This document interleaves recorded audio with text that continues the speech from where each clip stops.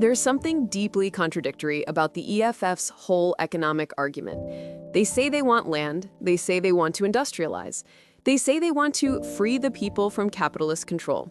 Yet, all the land they claim to want to return to the people already exists in abundance in rural South Africa.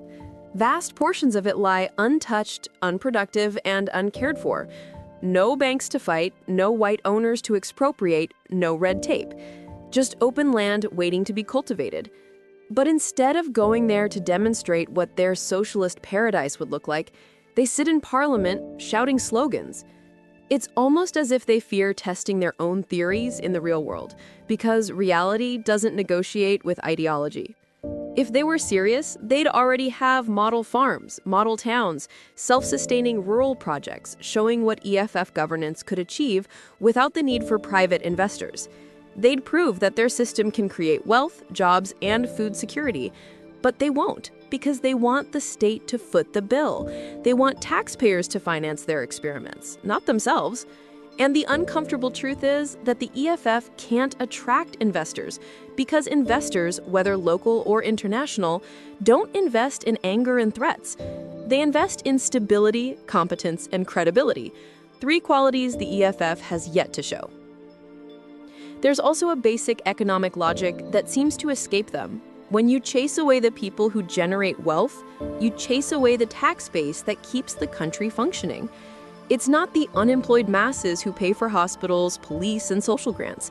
It's the productive taxpayers, the ones running businesses, employing people, exporting goods, and paying income tax on what they earn.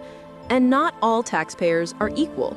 Some actually build the economy, others depend on it.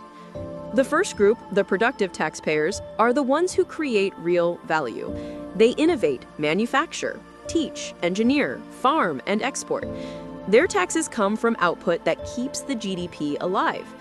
The second group are those who might pay tax from money that's already circulated through the state, like public servants or grant-dependent consumption. They're not the source of new value, they're part of the redistribution cycle.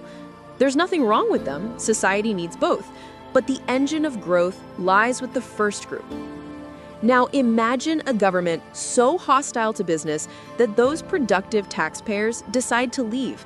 They take their money, their skills, their intellectual property, their networks, and their capital with them. What's left behind?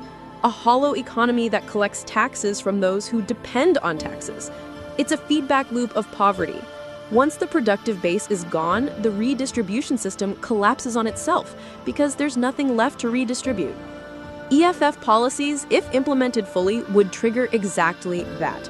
The wealthy would leave first, then the skilled middle class, then even small business owners would pack up and find friendlier borders. And once they leave, they don't just take their wallets, they take their know-how. A country can rebuild infrastructure, but not trust. Once trust in policy is broken, investors don't come back. That's why the EFF avoids the rural land. If they truly believed in their own message, they would prove it with their own resources. Start farming collectives, build communities powered by their ideology, and show how economic freedom looks when it isn't financed by the very system they claim to hate. But they won't, because the EFF's strength lies in rhetoric, not results. They depend on taxpayer-funded institutions, on the same private sector they insult, and on the same investors they condemn. The question is how long people will keep believing that wealth can be created by shouting about it. Real wealth comes from production, not protest.